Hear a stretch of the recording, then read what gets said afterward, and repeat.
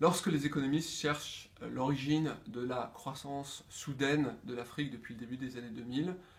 il y a évidemment les matières premières, mais il y a un facteur sans doute plus important qui est l'émergence des réseaux de télécom mobiles. On considère que ceux-ci sont le plus grand facteur de développement actuel de l'Afrique en permettant les gains d'opportunités. Les gains d'opportunités, c'est le fait que lorsque un fermier récolte son champ et qu'il n'a pas de silo à grains,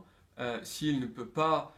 stocker cette récolte, celle-ci sera rapidement perdue. Si en revanche il peut appeler un camion qui viendra chercher cette récolte, on pourra la stocker dans un endroit où elle sera préservée. De même, lorsqu'une femme n'a pas la proximité d'un médecin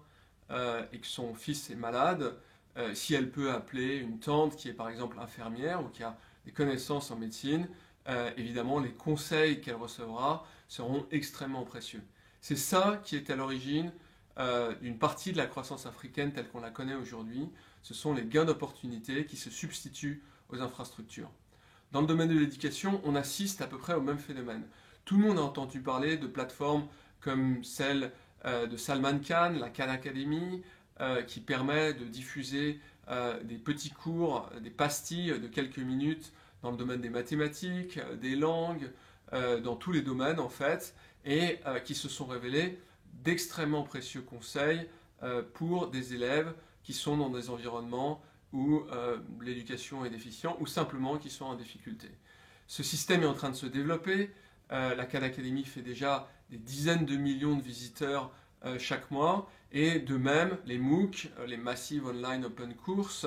ce dispositif qui permet de distribuer gratuitement des cours d'un très haut niveau, sont également en train de se développer, et on considère que dès à présent, ils touchent des millions de personnes. La francophonie a évidemment un rôle à jouer dans ce domaine, avec sa perception du développement des sciences et de la connaissance, et ce rôle, dans le cadre des relations que la France entretient avec l'espace de la francophonie, est un rôle nouveau et enrichi. Je ne crois pas qu'il faille le considérer comme celui du sachant néocolonialiste qui apprend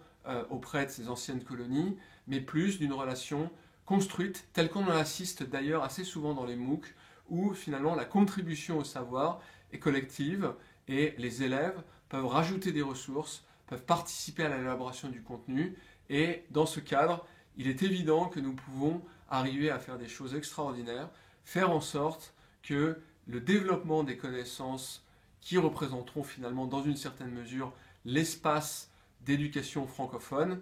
puisse être fait collectivement avec l'ensemble des acteurs de la francophonie. À ce titre, je pense que c'est une opportunité extraordinaire. Elle commence, elle est encourageante parce qu'elle participe à l'élaboration de nouveaux liens avec cet espace avec lequel, évidemment, nous entretenons historiquement de très nombreux liens.